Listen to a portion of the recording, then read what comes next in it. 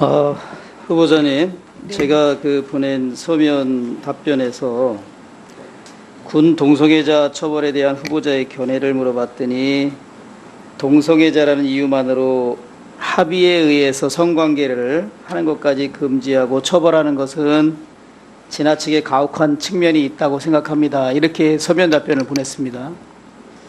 이거는 이제 사실상 이 해당 군형법은 폐지하는 게 바람직하다 이런 완곡한 표현 아닙니까?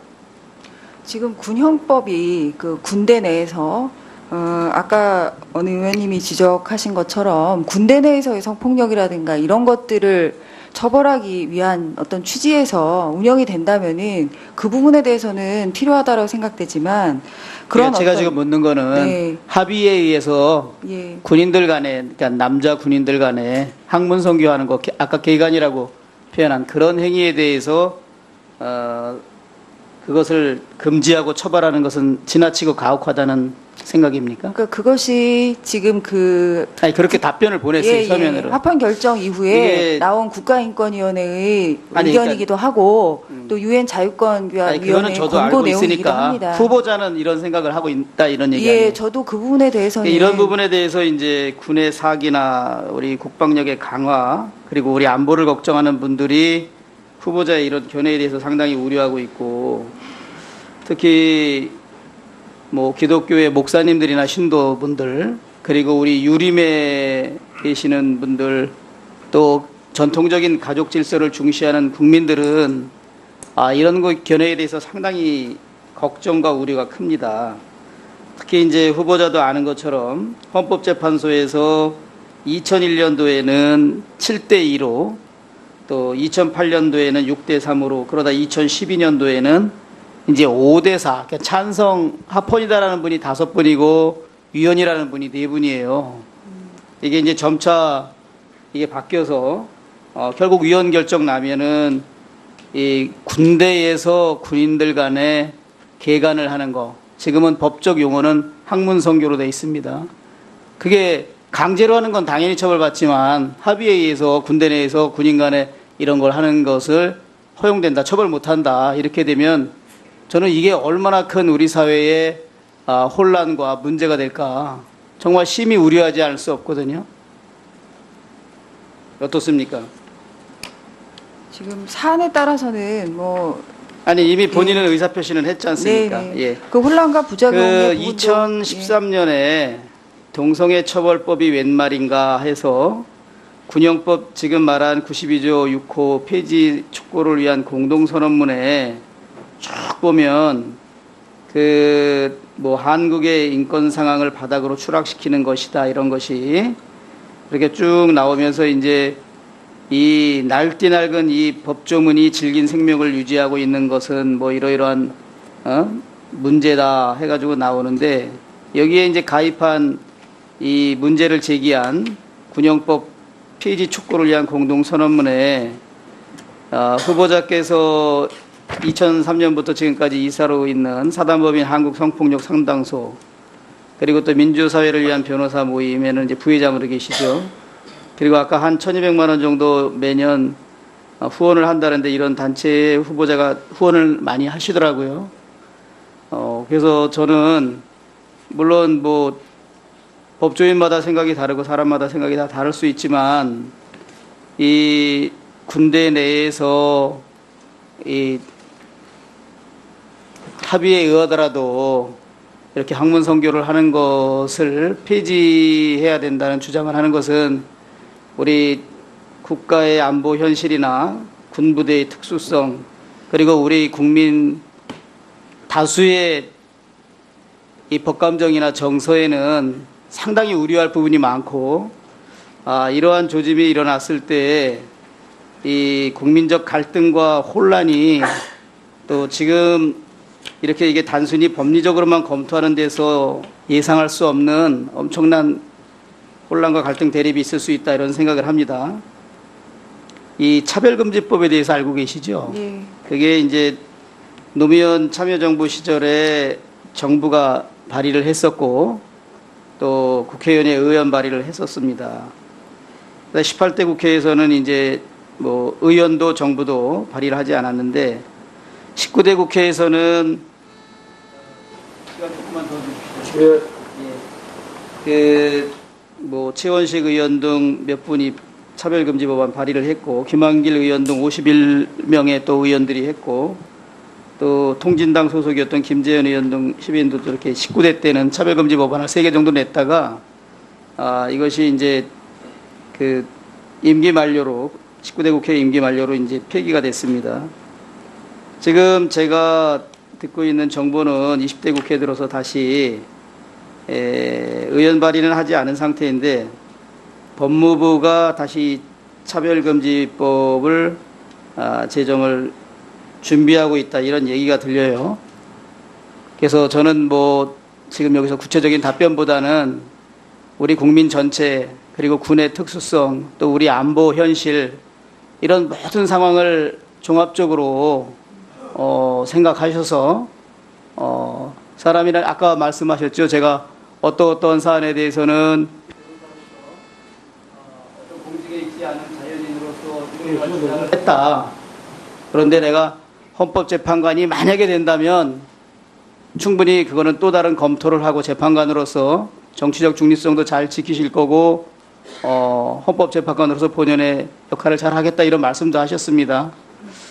그래서 저는 뭐 개인적으로 결코 이 법 규정이 폐지되거나 또 이렇게 차별금지법에 있어서 우리 이 동성애에 대한 또 다른 시각이 법제화되는 것을 저는 개인적으로 상당히 다른 견해를 가지고 그 반대를 하는 입장입니다.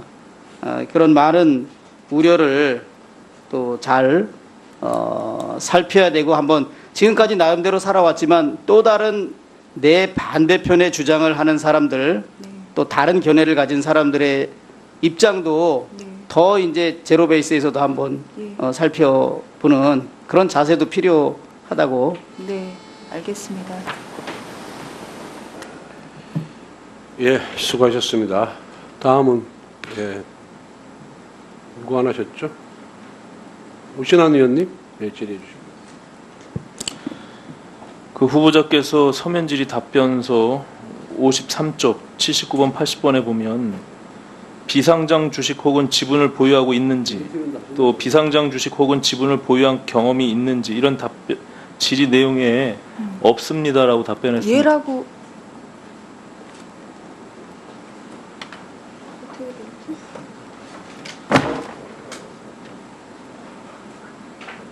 이거 제가 있다고 표시했는데. 답변 잘못된 겁니까? 인쇄가? 예. 아니, 그럼 정정하고 인쇄가 사과해 주십시오. 예, 그러면 이 부분은 사과를 하겠습니다. 제가 이 부분은 분명히 권성동 위원장님께서 보내주신 그 질의안에 제가 그 표시를 더 이상 해서 얘기하지 보냈습니다. 마시고 그 예. 눈으로 보셨잖아요. 지금 네, 이 없습니다. 부분은 제가 죄송합니다. 그 오전에 존경하는 박지원 의원님 질의한 내용 속에서 인하대학교 그 겸직허가 신청서, 네. 예, 겸직허가 신청을 한 적이 없죠. 네. 그 네라고 답변하셨습니다. 당시에는 겸직 허가가 인하대 필요 조교수- 없었습니다. 사립학교법 제55조에 사립학교 교원의 복무에 관하여 국공립학교의 교원에 관한 규정을 준용하게 되어 있고, 국가공무원법 64조에 의하면 소속기관의 장애 허가 없이 다른 직무를 겸할 수 없다, 이렇게 되어 있습니다. 그 당시에 지금 그 후보자께서는 2007년도 8월부터 2010년도 1월까지 법학부 조교수를 하는 중에 자연 변호사였고, 또 이후에 2008년도 12월 31일부터는 이유정 법률사무소를 열었죠. 이 기간이 겹치고 있습니다. 그죠? 예. 예. 그 인하대학교도 저희가 문의를 해본 결과 겸직허가 자료가 없다라고 답변을 받았습니다. 그래서 그 후보자께서는 인하대 조교수 겸직허가를 받을 필요가 없는 것으로 알고 있다, 이렇게 취지 답변을 했죠. 예, 그렇습니다. 근데 앞서 말씀드린 대로 겸직허가를 받아야 되는 것이 규정입니다. 그럼에도 불구하고 본인의 그 인지 없이 겸직허가 신청 자체를 안 한 것으로 지금 밝혀지고 있는 것입니다. 이해되십니까? 그리고 변호사법 제38조 1항에도 변호사는 보수를 받는 공무원을 겸할 수 없다 이렇게 되어 있잖아요. 알고 계세요? 지금 사립학교 교원도 사립학교법 제55조를 제가 읽어드렸잖아요. 네네. 사립학교의 교원의 복무에 관하여는 국공립학교의 교원에 관한 규정을 준용한다 이렇게 되어 있잖아요. 국공립학교의 교원이라는 것은 무엇입니까? 예? 국가공무원법에 적용을 받는 거 아니겠습니까? 이 조항들을 드릴 테니까 한번 보시고 판단해 보시기 바랍니다. 본 의원이 마지막으로 오늘 청문회를 마치면서 본 의원의 소감을 말씀드리도록 하겠습니다. 후보자께서 정치적 지향이나 뭐 소수 의견 저는 다 존중합니다. 본 의원은 지난 김희수 헌법재판소장 청문회 과정에서도 통진당 해산에 관련한 소수 의견에 대해서 존중을 표하고 저는 그럴 수 있다라고 생각을 합니다. 다만 그것은 본인이 개인의 신분으로서 그것이 허용되는 것이지 헌법재판관으로서 그것이 편향적 의견들을 만약에 표시할 수 있는 우려가 있다라면 그것 또한 문제 제기를 할 수 있다 이렇게 생각이 됩니다. 그런 우려들을 오늘 청문회 과정 속에서 많은 의원님들이 지적을 하셨기 때문에 깊이 있게 새기시고 향후에 만약에 헌법재판관이 된다면 그런 점을 유념해서 재판에 임해 주시기를 바랍니다.